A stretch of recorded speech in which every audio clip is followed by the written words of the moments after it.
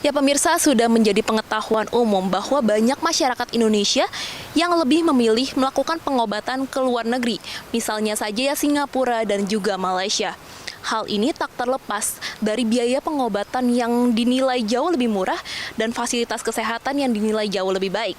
Bahkan saat kita berkunjung ke kedutaan Malaysia, dapat dilihat ada spanduk yang cukup besar yang menyebutkan bahwa ingin berobat ke Malaysia saja, lebih dekat, lebih terjangkau.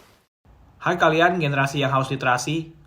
Di sini gue mau bahas tentang perilaku warga plus 62 yang berbondong-bondong memilih untuk berobat ke luar negeri, terutama ke Malaysia sama Singapura ya.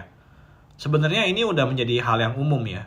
Bahkan kemarin sempat viral kalau kedutaan besar Malaysia itu taruh spanduk yang ngasih tahu kalau berobat ke Malaysia itu lebih dekat dan lebih terjangkau. Ya moga-moga Kementerian Kesehatan kita juga ikut tersindir ya, supaya kita bisa improve juga. Karena kalau banyak yang bilang, kan di negara kita sendiri udah bagus perawatannya.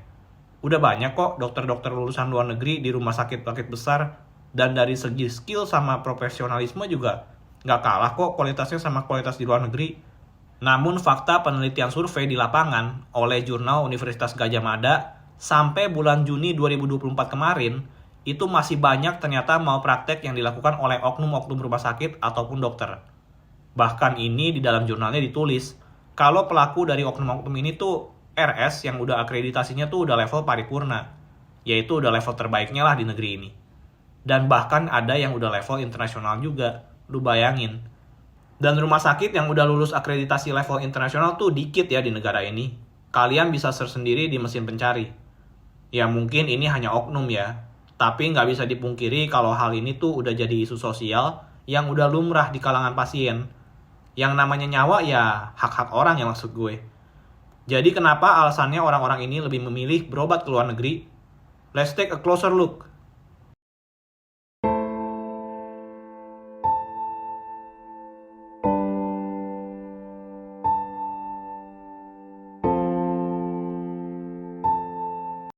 Oke, kalau ngelihat dari kualitas rumah sakit di Indonesia sendiri, itu kita tahu kalau memang saat ini masih ada di level yang cukup mengkhawatirkan.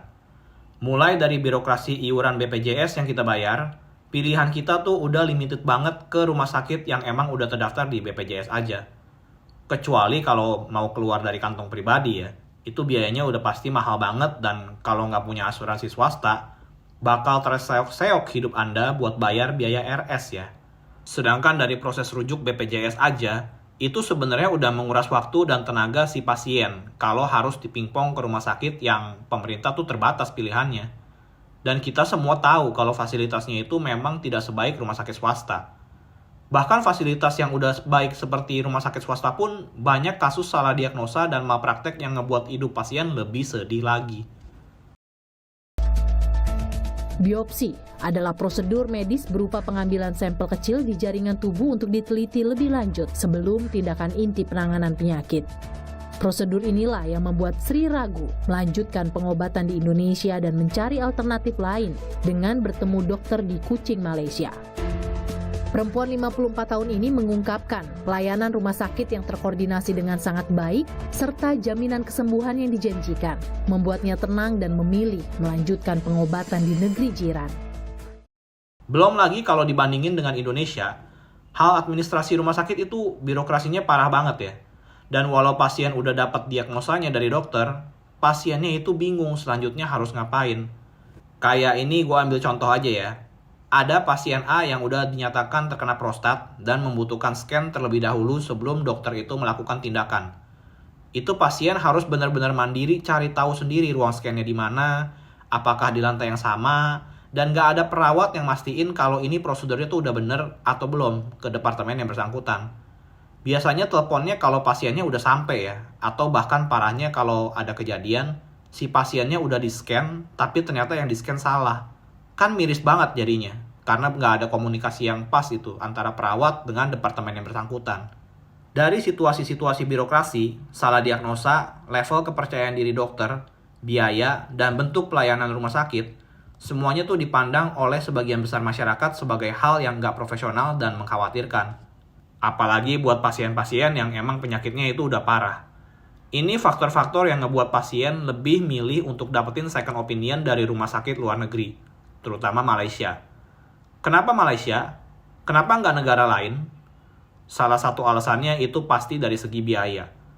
Mulai dari segi prosedur, obat-obatan, sama biaya dokternya itu lebih murah di Malaysia dibandingkan negara lainnya.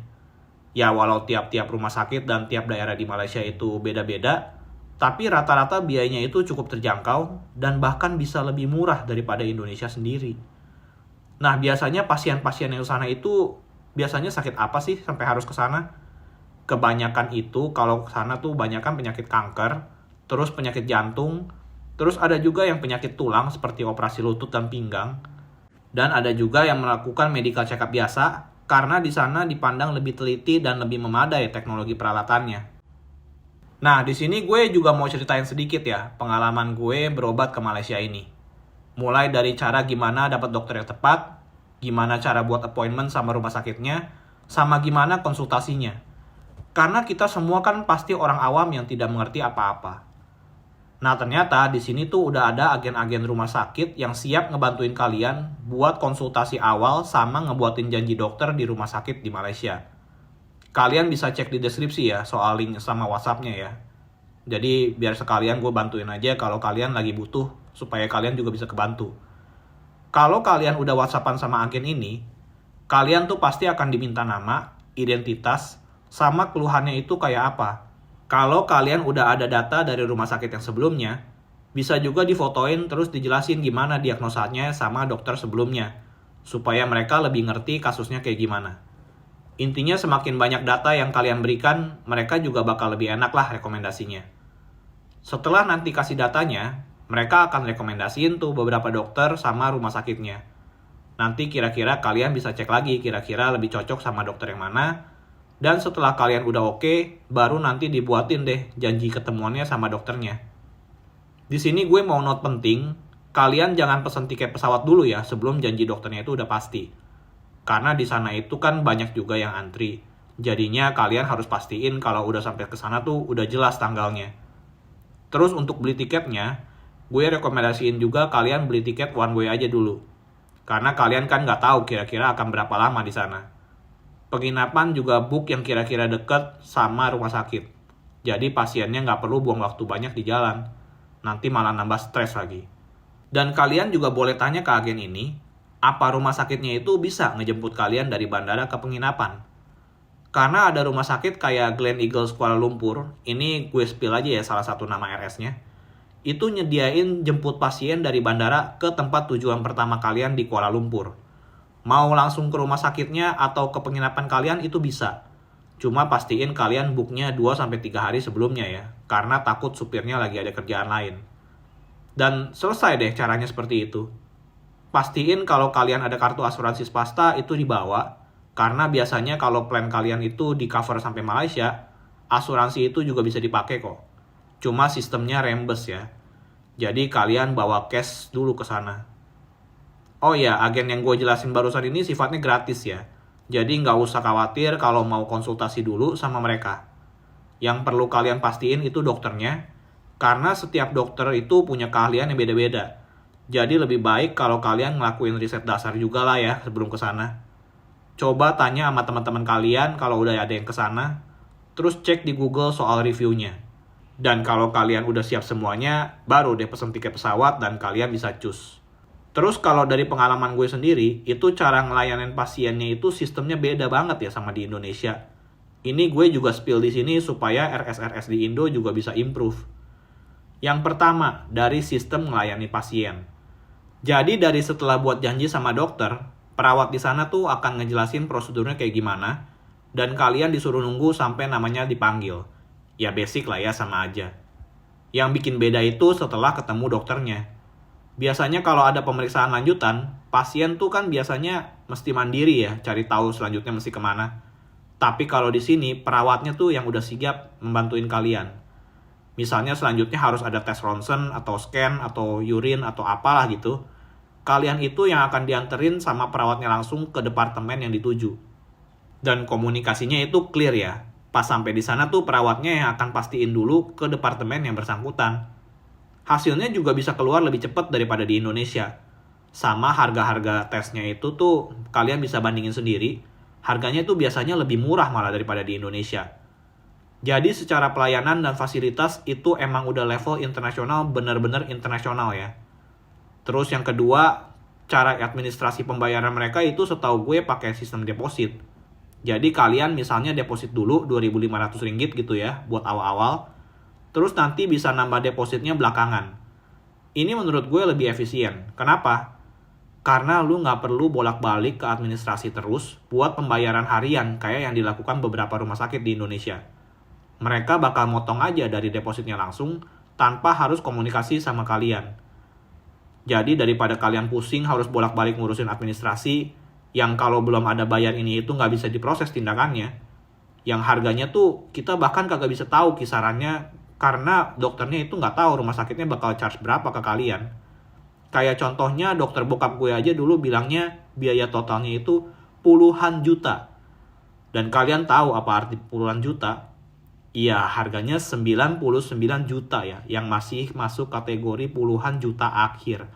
Ini dokternya juga udah punya sarjana marketing ya kayaknya. Belum lagi yang terakhir, itu adanya kekhawatiran kalau rumah sakit di Indonesia itu suka ada yang nakal dalam memanipulasi keuangan pasien ya. Ada yang harusnya udah bisa pulang, mereka bakal bilang lebih aman observasi lagi 1-2 hari. Dan yang buat paling kesel adalah ketika dokternya sendiri itu kurang yakin dalam melakukan treatment ke pasien. Kalau dokternya aja nggak yakin, gimana pasiennya bisa yakin juga maksud gue. Belum lagi kalau kalian kelihatan punya asuransi. Itu biasanya bakal ditawarin obat-obatan yang lebih bervariatif dan harganya juga mahal-mahal. Pemeriksaan macem-macem juga ditambah-tambahin, tambahin vitamin ini itu dan lain-lain yang sebenarnya badan kalian tuh nggak butuh-butuh amat. Jadi kayak aji mumpung karena asuransi kan udah cover ini. Ini sebabnya yang ngebuat premi asuransi swasta itu juga jadi naik-naik semua ya. Karena adanya permainan dari oknum RS untuk cari duit tambahan. Parahlah oknum-oknum ini. Bukan untuk menyelamatkan nyawa dulu, tapi lebih mikirin kantong rumah sakit. Tapi kenapa di Malaysia ini jadi pusat pengobatan yang bisa dibilang terbaik di dunia? Ternyata alasan itu juga karena Malaysia itu didukung sama pemerintahnya. Jadi kayak budget dari pemerintahannya juga, itu mendukung para rumah sakitnya dari segi alat-alat, perawat-perawat, dokter-dokter, dan juga obat-obatannya. Nah, tapi kayaknya ini alasan nih dipakai sama pemerintah kita sendiri buat jadi tameng untuk membenarkan perilaku negara ini. Maksud gue ini bukan alasan baru yang sering kita dengar dari mulut-mulut kementerian lainnya ya. Kayak kemarin Budi Ari bilang kena hack juga gara-gara kurang budget ya. Nah, ini Ikatan Dokter Indonesia juga ngomong kurang budget. Cuma Menteri Kesehatannya sendiri bilang jangan niru negara lain buang-buang uang di bidang kesehatan. Karena nggak ada data yang bisa ngebuktiin kalau pengeluaran ini tuh bisa naikin kualitas kesehatan di masyarakat. Ini, hey, kok bisa dokter-dokter ini bawah udah pada teriak, tapi tetap kagak digubris, dibilangnya kagak ada apa-apa, bisnis as usual aja. Terus duit rakyat dipakai buat apa maksudnya? Secara kan APBN untuk sektor kesehatan itu udah naik terus per tahunnya. Apa ada yang salah dengan nama-nama Budi-Budi ini ya? Ya, tapi ini kan oknum ya. Jadi jangan generalisasi semua nama Budi. Temen gue juga ada kok yang namanya Budi. Tapi dia ya juga sih. Gak cuma Menteri Kesehatan sebenarnya. Tapi kenapa juga alat kesehatan itu dijadiin pajak barang mewah? Padahal ini kan tujuannya buat ngobatin pasien juga. Ya ini yang ngebuat tarif rumah sakit Indonesia juga jadi mahal dan gak bersaing. Maksud gue kalau harga perawatan di Indo sama kayak di Malaysia ya banyaklah yang mending milih ke Malaysia sekalian. Kualitas dokter dan fasilitas perawatannya juga udah lebih bagus. Jadi emang negara kita itu sistemnya emang belum berfokus untuk ngebantu sektor kesehatan ini. Jadi itu semua perspektif yang bisa saya berikan kenapa pada ngabur semua pasien Indonesia ke Malaysia ya. Dari yang mulai pada nggak percaya sama kualitas diagnosa dokter atau peralatan teknologi yang ada di Indonesia. Terus emang juga ada sih rekomendasi word of mouth dari teman atau keluarga yang lebih menyarankan ke sana karena prosedurnya tuh mereka juga berhasil waktu ke sono. Belum lagi biayanya juga lebih murah atau 11-12 lah sama Indonesia. Dan juga kalau dibandingin sama Singapura yang harganya bisa 3 kali lipat dan jaraknya juga nggak jauh-jauh amat, itu mereka lebih memilih Malaysia jadinya. Cuma 2 jam kalau naik pesawat. Ya menurut gue sih wajar aja ya kalau banyak yang berobat ke sana. Jadi kalau pemerintah bilang Indonesia rugi devisa negara dan lain-lain, boleh pastiin dulu kalau kualitas peralatan dan kualitas SDM-nya juga udah mumpuni di sini. Apalagi setahu gue kan yang jadi dokter di Indonesia itu makin sedikit. Sedangkan populasi di Indonesia ini kan banyak banget. Ya pasti nggak memadai lah kalau satu dokter itu buat memenuhi kebutuhan 1.000 penduduk. Tapi tetap mulai dari kualitas dokternya juga yang menurut gue masih penting. Banyak yang salah diagnosa kalau dari pengalaman teman-teman gue sendiri. Bahkan dulu Bang Ferry Irwandi juga kayaknya sempat buat video ya tentang perawatan ibunya ke Malaka. Karena salah diagnosa di sini. Jadi emang udah banyak yang kecewa sama kualitas pengobatan di Indonesia, terutama kalau sakit-sakit berat. So, I hope ini bisa ngebantu dan bisa jadi acuan untuk pertimbangan kalian juga sebelum memutuskan untuk berobat di sini atau di Malaysia. Atau bahkan di negara lain deh. Jangan lupa like, share, dan subscribe, karena menurut gue info ini penting ya, jadi patokan kalian. Be critical and stay critical.